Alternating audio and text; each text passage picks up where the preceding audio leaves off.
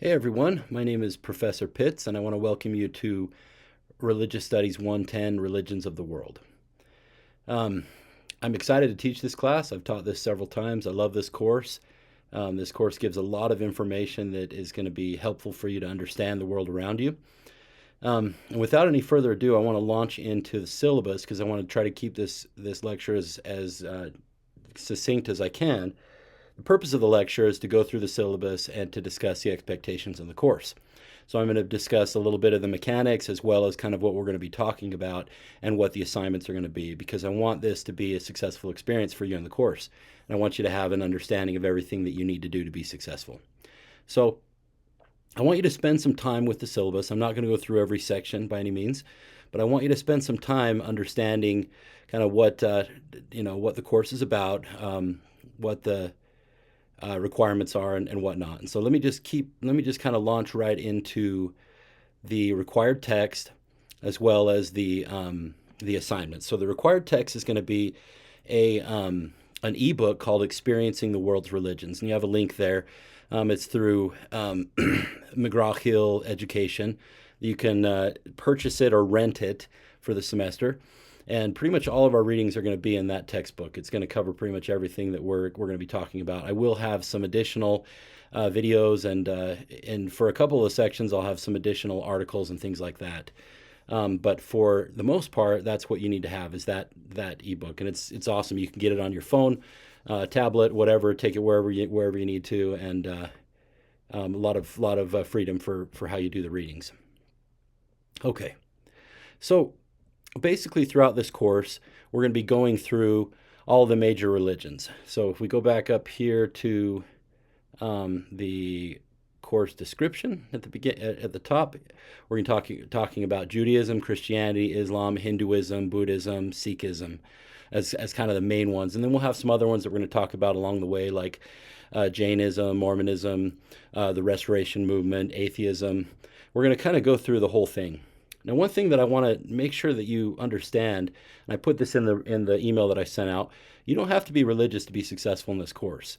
I've had people that are agnostic or atheists take this course and do just fine, and people that are religious take my religious studies courses and not do really great because they think that they have a certain amount of understanding and don't have to do the readings or whatever that may be. So I've seen success and failure from both sides of the spectrum. So it's not as if you have to have any type of pre-knowledge or anything like that to be successful in this course. There are no prerequisites to this particular course. All right. So now that we've talked about the required text, let me go through the assignments in this course. There's 1,000 points that are going to be available. So it's really easy to calculate your grade, right? It's out of 1,000 points. And I'm going to go through each assignment. You'll see that 240, so about a quarter, will come from postings and replies. 210 will come from quizzes. There's a lived religion assignment, a research paper, and a final exam. So there's not a lot of moving parts, right? You just have to put in the time and do the work. Now let's talk about the different assignments. Every week when the forum is posted, when the module is posted at the beginning of the week, there will be a discussion posting that will be available, a forum for that week. And it's an open forum. There's not going to be a forum question associated with each week. It's just an open forum. And what you're going to be expected to do is that throughout the semester, and there are 15 weeks of instruction during the semester, you're going to be posting 12 postings to that forum. Now the postings they have to be about 1 to 2 paragraphs, about 8 or 9 sentences, something like that. And it's wide open what you can talk about in the postings. But it has to be something that's related to the topic for that week. It could be something from the reading, something from the lecture. It just depends on what you want to talk about. Now, the forum posting shouldn't just be just a review of what we talked about. Like, hey, during this week we talked about this and da-da-da-da. I actually want your reaction. I want what was interesting to you, what surprised you, what was fascinating, what was different than what you thought. How what you read compares to your religious tradition or to what you've understood about religion. So it's something that is going to require a little bit more analysis and some personal kind of interpretation. And I want to see some real thought going into these postings. All right. So the way that the postings are going to work is that every posting has to be in for credit Thursday. of each week by 11:59. And the reason I do this is because I can't have everyone wait until the end of the week to do their postings, because another part of the assignment is a reply. So you're going to have 12 postings. You can do one per week. You won't get credit for more than one. You can do as many as you'd like, but you'll get credit for one per week. So that gives you 3 weeks out of the 15 that you don't have to do a posting. Okay? That posting will have to go in by Thursday at 11:59, because you also have 20 replies that are required. And these are replies to other people's posts. So you don't have to, the replies don't have to be as long. They can be, 2 to 4 sentences, something like that. And I don't want the replies to just be like, hey, nice point. I want you to add to the discussion. You can challenge what the other person says in the post, or you can agree with them and then add some more to it or something like that. But I want to see some thought in these replies as well. And so you have 20 replies due throughout the semester. You can do 2 replies per week for credit. And that means that, if you replied 2 times per week, that would be 10 weeks. You'd have 5 weeks that you wouldn't need to participate in the forum. Or you can do 1 week, 2 the next week, however you want to do it, as long as you hit your 12 postings and 20 replies. Now you can see that the postings are worth 10 points and the replies are worth 6, so it adds up to a total of 240. And you guys probably wouldn't believe how many students leave points on the table because they just don't do these or don't do all of them. So I want to really encourage you to take this seriously and do it. This is basically the replacement for being in class and having in-class discussion, right? This is where we discuss things, and I may participate in the forums as well and chime in and respond. And if I do, don't let that kill the conversation, right? Feel free to respond to what I'm saying or challenge what I'm saying, whatever you'd like to do.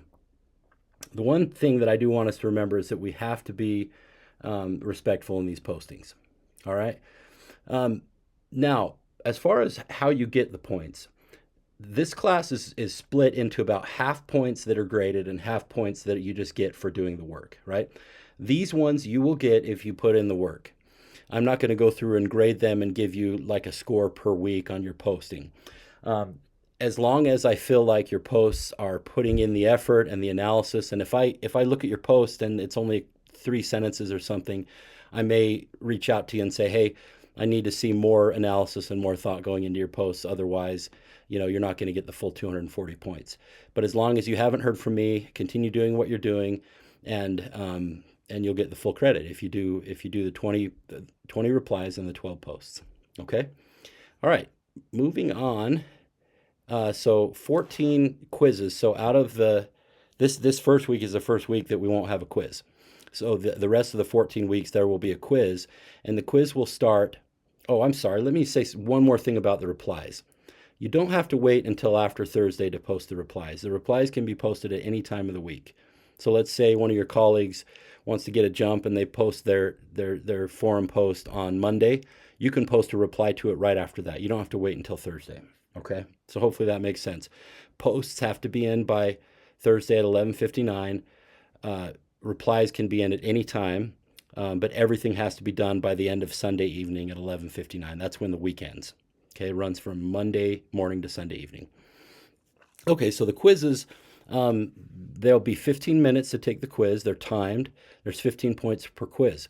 Now, there will be some free quizzes throughout, but I won't tell you until the end of the week when the quiz opens, because I want you to prepare for each quiz. But there will be a couple of free quizzes throughout. But basically, the best way to study for the quiz is to take notes on the lecture and to take notes on your readings as well. Now, you will have the PowerPoint slides for the lectures, so you can print those out in advance and take notes on those. I've seen students do that, and it's been pretty effective to do well on these quizzes. Now, the reason I time them is just because the idea of the quiz is to gauge what you know and what you've learned, not what you can look up in a certain amount of time, right? So that's why it is timed. So just make sure that you study in advance, and then you have one shot to take the quiz. Now, the quiz will be open Friday morning of each week until Sunday evening at 11:59.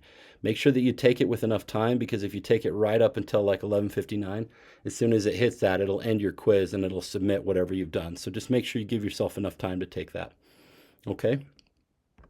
All right, the lived religion assignment. This is going to be one of your most memorable parts of the course. every student will be expected to attend a house of worship of any religious tradition that's not their own, right? And let's say that you're Jewish. You can attend another Jewish temple or synagogue of a different branch. Like if you're Reform, you can go to an Orthodox um, uh, Shabbat or something like that, and get a different experience. But for the most part, if you're Christian, you can go to a different denomination. But consider going to something else like an Islamic mosque or a Hindu worship service or something like that to get kind of a different um, take and a different experience. But basically, you're going to attend a worship service in person at some point during the semester before the due date, and you can see it's due November 9th. So you've got a couple of months, a few months to get on it. You're going to attend the service, and then you're going to write up a paper.